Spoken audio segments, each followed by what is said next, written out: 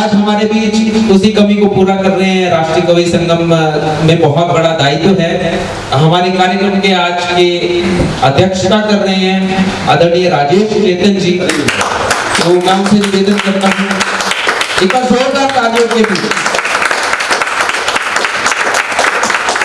देश के विदेशों में बहुत काव्य पाठ कर चुके हैं, अंतरराष्ट्रीय कवि हैं और मैं स्वागत करता हूँ आपका। मंच पर विराजमान श्रीमती रेनू हुसैन हमारी पड़ोस की बहन है। मैं भिवानी का हूँ, वो सोनीपत की। आज रेनू जी अपने मायके में है, हरियाणा में है।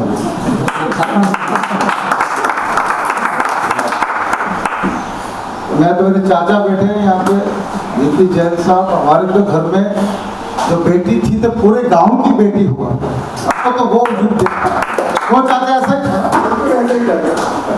तो रेनू जी तो पूरे हरियाणा की बेटी है।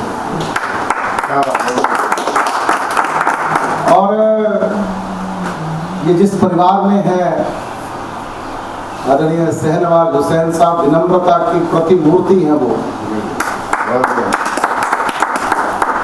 और उसका उदाहरण तो मुझे स्टंट लगे। अभी 2 साल पहले मैं एस्कॉट हॉस्पिटल में एडमिट था।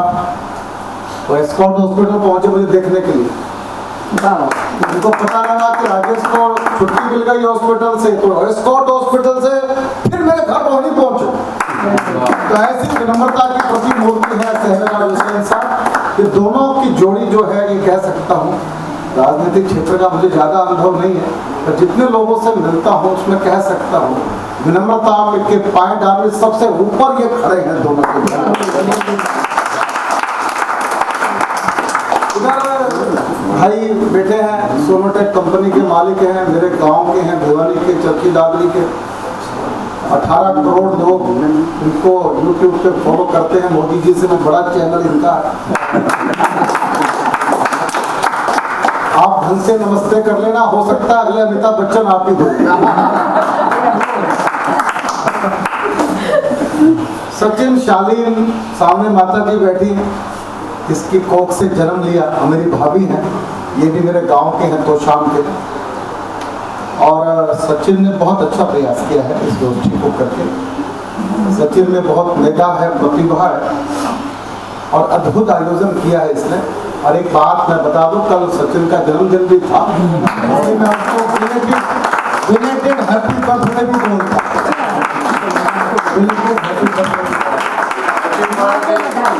और परम पिता से प्रार्थना भी करता हूँ आज, क्योंकि मैं सरस्वती का बेटा हूँ और मेरी प्रार्थना सरस्वती ने बार बार स्वीकार की है। आज भी करें। आज मैं ब्रिज भूमि में हूँ, इसलिए जरूर स्वीकार करेंगी कि अगली बार मैं जब गोष्ठी में आऊँ तो ये जोड़े के साथ मेरा स्वागत करेगा। ये मेरी इच्छा। आपकी इच्छा है कि आप एक बार तालियां बजाओ इस बार। जन्मदिन का मैं इसको आशीर्वाद भी कर सकते दे रहा हूँ। इसके चाचा को मैं दिलेगा आशीर्वाद। सामने बहुत बड़े बड़े दिग्गज लोग बैठे हैं। प्रमोद शर्मा जी सी डॉट के मालिक हैं। एक तरह से सारा प्रोग्राम इनके हाथ में। आप व्हाट्सएप पे क्या चैटिंग करते हैं? प्रमोद देख लेते हैं, देखिए नो, देख के बात करना। बहुत बड़ा आदमी सामने बैठा है। ये राजेश बैठे हैं, राजेश टुकड़ा। मेरे चाचा वीपी जैन साहब बैठे हैं, मोहन शास्त्री जी पे हैं, देवेंद्र भाई हैं, सब लोग। ये बलजीत आज काले कपड़े में क्यों शनिवार को पहन गया ये मुझे पता नहीं। यानी मैं हास्य का बिक्री हूँ। हमारी तो पोशाक में ही हास्य छुपा हुआ।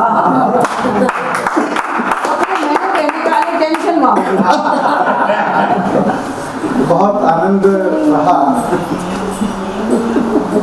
समय मुझे पता नहीं कितने दिन मुझे बोलना है। शुरुआत शुरू करता हूँ, कुछ बातें करता हूँ अपने। मैं राष्ट्रीय कवि संगम का संस्थापक महामंत्री। कॉन्स्टिट्यूशन पे मेरे ही हस्ताक्षर है, इसलिए आप घबराइए मत। राजेश चेतन है तो बहुत कुछ है।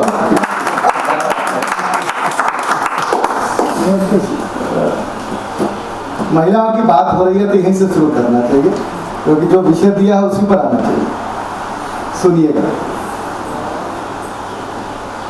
महिलाएं भारत में पूज्य है, इसका एक ही प्रमाण है अपने यहाँ सीताराम कहा जाता, राम सीता नहीं कहा जाता। अपने यहाँ राधे कृष्ण कहा जाता है, कृष्ण राधा नहीं होता। अपने यहाँ गौरी शंकर होता है, शंकर गौरी नहीं होता। हाँ या ना बताओ।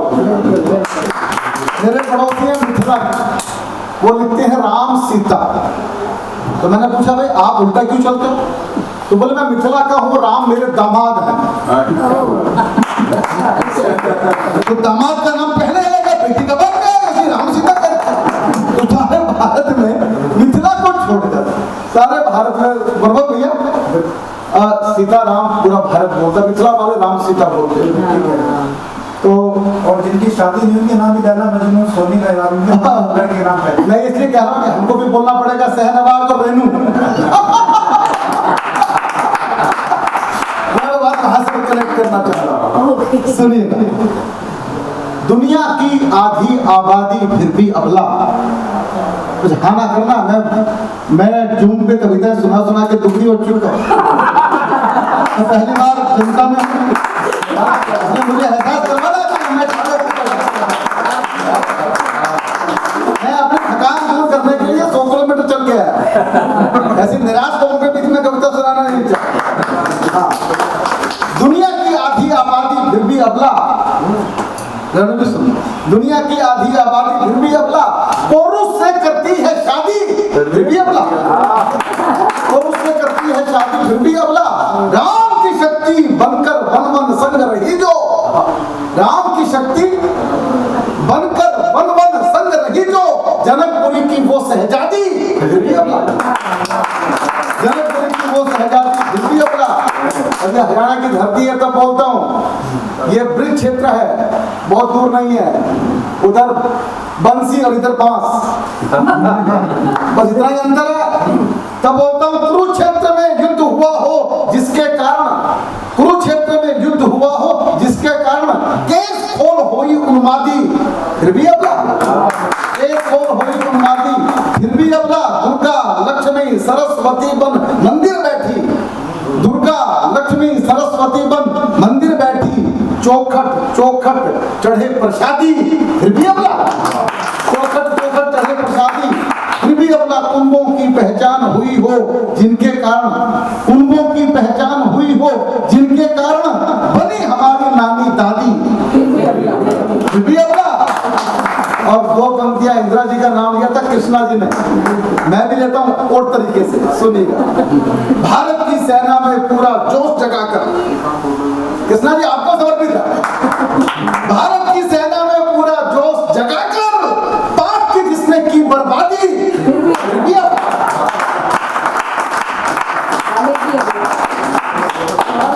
बहुत बहुत धन्यवाद, आपने सुन लिया।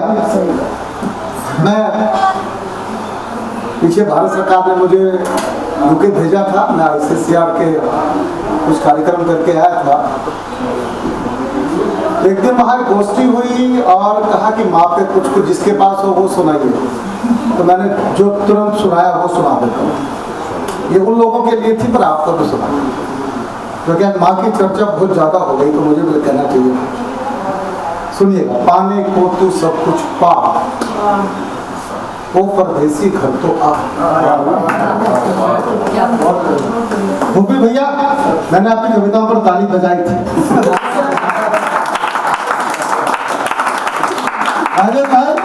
पाने को तू सब कुछ पा, वो परदेसी घर तो आ।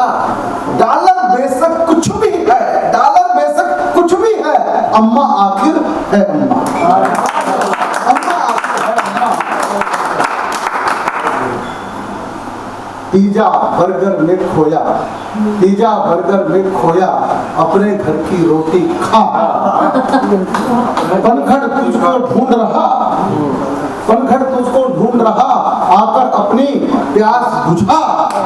और गांव की मिट्टी लाया हूँ, गांव की मिट्टी लाया हूँ, अपने संग में लेकर जा। लाया हूँ, अपने संग में लेकर। धन्यवाद।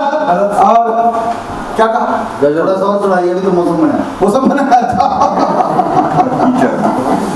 ओके, मैं फिर एक कविता सुनाऊंगा अपने मन की, और फिर मैं जिस कविता ने राजेश को चेतन बनाया, उस कविता को सुना के अपनी वाणी को विराम दिया।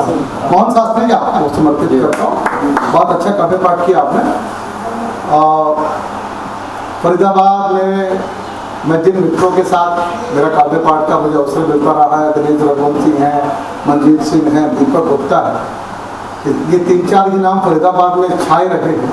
आज मुझे अच्छा लगा कि यहाँ पर बहुत सारे दीपक गुप्ता हैं, बहुत सारे दिनेश रघुवंशी हैं, बहुत सारे मनजीत सिंह हैं। ये मुझे बहुत अच्छा लगा। फरीदाबाद बदल रहा है, फरीदाबाद बदल रहा है, अच्छी बात। सुनिए, मैंने कविता आपको सुनाता हूँ। आजकल राम मंदिर का विषय चल रहा है, सुनिए। बहुत लंबी कविता, 2-3 बंद। भगवान राम पर एक रचना पढ़ रहा हूँ। कविता की भूमिका में एक पंक्ति पढ़ा करता हूँ। राम बन गए तो बन गए।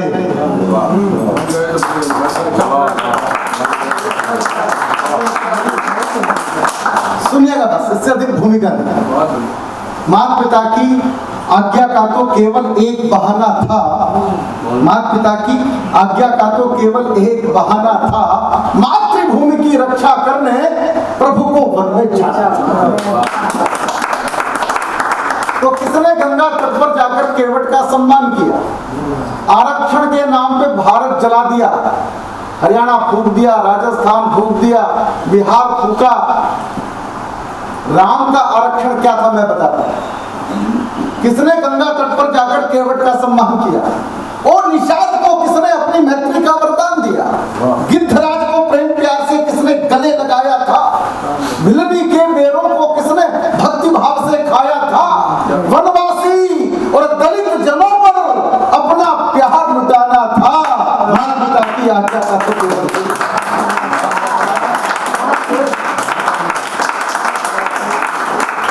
अच्छी लग रही है? 2 बंदों सुना सकता हूँ? सहमति है? अगर प्यार करना है तुमको राम सिया सा प्यार करो। महिलाओं की चर्चा हो रही थी यहाँ। महिलाएं अद्भुत है। भारत में जितने भी देवी देवता आते हैं उनके त्योहार एक दिन में आते हैं, चले जाते हैं। एक हमारी माँ है दुर्गा, जिसका त्योहार एक दिन में भारत नहीं मनाता, और साल में एक बार नहीं मनाता, साल में 2 बार मनाता है, और 9 दिन तक मनाता है। इससे बड़ी ताकत क्या होगी? तब मैं पढ़ना चाहता। अगर प्यार करना है तुमको राम सिया सा प्यार करो। दोस्तों, लोग कहते हैं ताजमहल मोहब्बत की निशानी। मैं कहा करता हूँ ताजमहल निशानी है, इसमें से मोहब्बत को अलग करो। बोले ऐसा क्यों बोलते हो राजेश चेतन? मैंने कहा मैं इसलिए बोलता हूँ, शाहजहां ने मुमताज के मरने के बाद 3 शादियां होती, ये मोहब्बत नहीं हो सकती। मोहब्बत की कोई निशानी है तो राम सेतु है। हमारे प्रभु राम ने सीता जी की याद में समुद्र के सीने पर पुल बना दिया, मोहब्बत की निशानी। अगर प्यार करना है तुमको राम सिया सा प्यार करो। वनवासी हो गई पिया संग, सीता सा व्यवहार करो। जंगल जंगल राम भटकते सीता को किसने देखा? अश्रुधार नैनों से बरसे विधि का ये कैसा लेखा? राम सिया का जीवन ही तो प्यार भरा नजराना था, माता पिता की आज्ञा का तो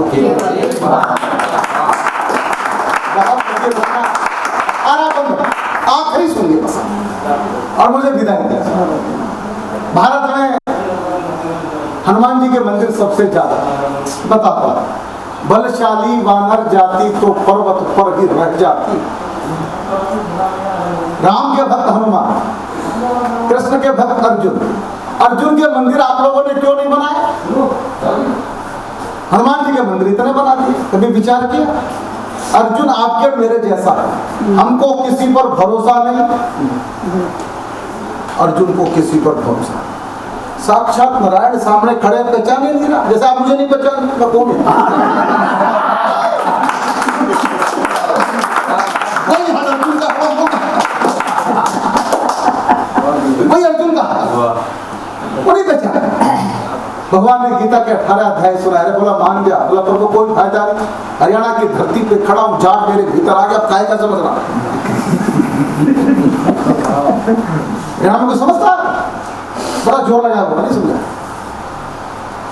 भगवान ने दिव्य दृष्टि दी, नहीं समझ में आखिरी भगवान ने अपना दिव्य रूप दिखाना पड़ा। अर्जुन मैं ये हूं, तब बोला पिताजी, इतना जोर लगाने के लिए। हनुमान जी को पहले दिन पता सामने वाले पिताजी। हनुमान को समझना हो तो समझिए जो संघ की बात कर रहे थे, राष्ट्रीय स्वयंसेवक संघ। हनुमान को समझना हो तो समझिए भारतीय सेना। हनुमान का मतलब क्या? सूचना मिली तो सोचना बंद। हनुमान जी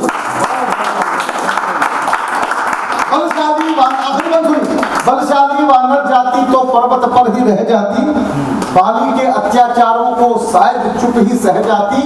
प्रभु ने मित्र बनाए वानर, जंगल पर्वत जोड़ दिए, जाति और भाषा के बंधन पल भर में ही तोड़ दिए। जन जन भारत का जुड़ जाए, प्रभु ने मन में ठाना था, और माता पिता की आज्ञा का तो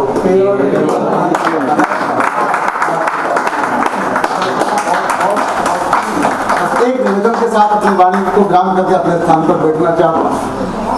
मैं आजकल एक प्रयोग कर रहा हूं, आप भी कर रहे हैं, और मेरे जीवन को बदल दिया इसको। हम दूसरों की बैलेंस शीट रोज देखते हैं, बनाते हैं। एक सप्ताह के लिए मेरी बात को मानिए, जिंदगी बदल जाएगी, गारंटी करेंगे।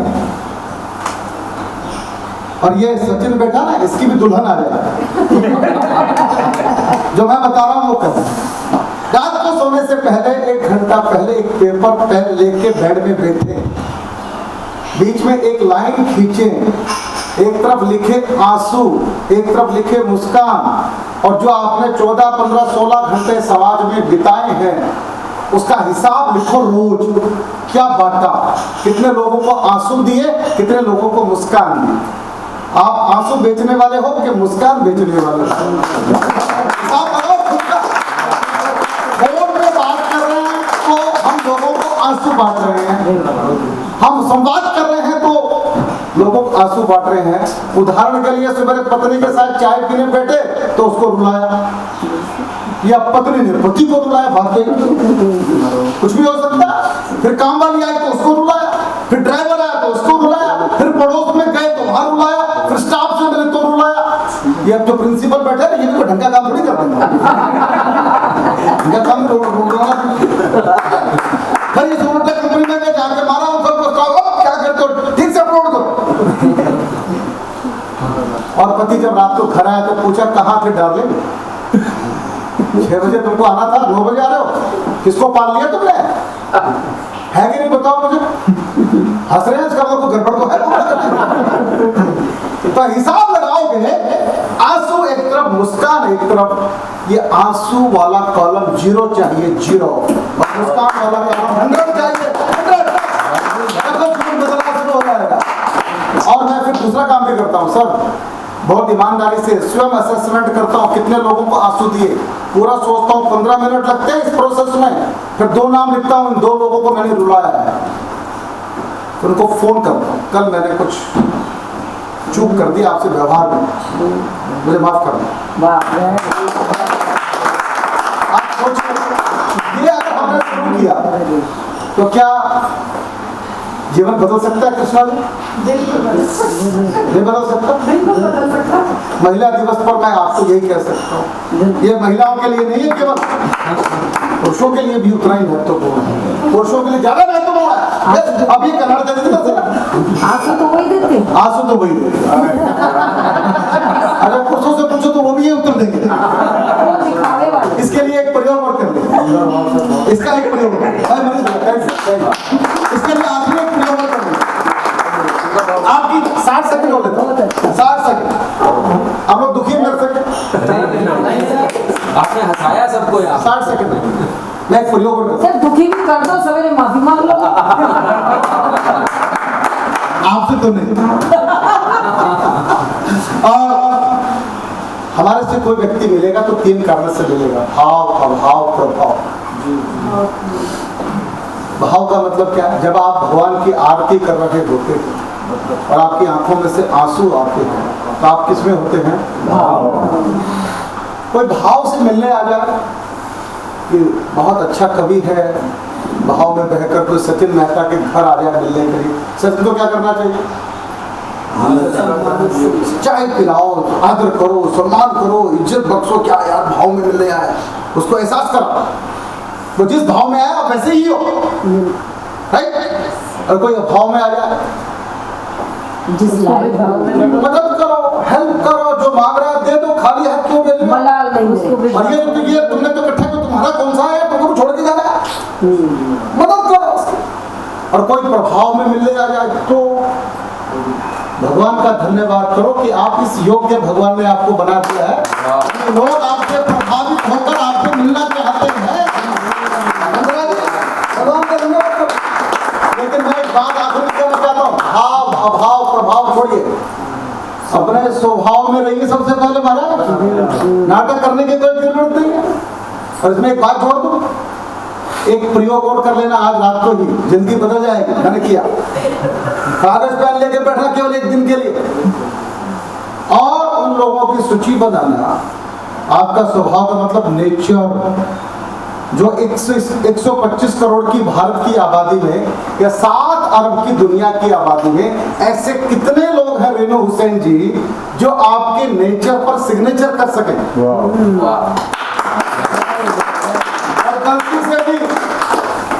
गलती से भी अपनी पत्नी से मत पूछ लेना, प्रमोद भाई डार्लिंग क्यों मेरे नेचर पर सिग्नेचर कर दोगी क्या, तो उत्तर ये आ सकता है मेरे बाप की गलती है, मैं क्यों करूं। उत्तर मिल सकता है। अगर ये सूची 10 से ज्यादा है तो आप दुनिया की बेहतरीन इंसान, और ये सूची 10 से कम है तो पहले वाला जो प्रयोग बताया था ना मुस्कान वाला, वो शुरू कर दो। ये सूची जब तक 10 तक ना जाए ये प्रयोग करते रहना, फिर मुझे फोन करना, मुझे अच्छा लगेगा। धन्यवाद।